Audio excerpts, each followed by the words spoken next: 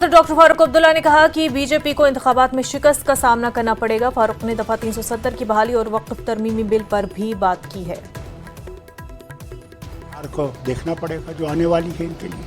बोल रहे हैं जो 370 है उसको दफन किया गया है कि वो अब रिस्टोर। ये तो हर चीज को दफन कर रहे हैं जी। इनका भी एक दिन आएगा, ये भी दफन हो जाएंगे।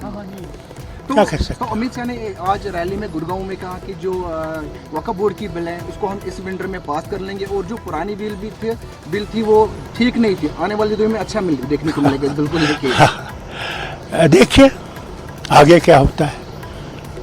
इब्तिदा इश्क है, रोता है क्या, आगे आगे देखिए होता है क्या स्टैंड रहेगा इस पे अगर बिल पास हो गई। जनाब हम लोग अपनी तरफ से पहले बिल को देखेंगे क्योंकि ये जॉइंट पार्लियामेंट्री कमेटी के पास गई है। इस पर ज़रूर कुछ ना कुछ कहा जाएगा।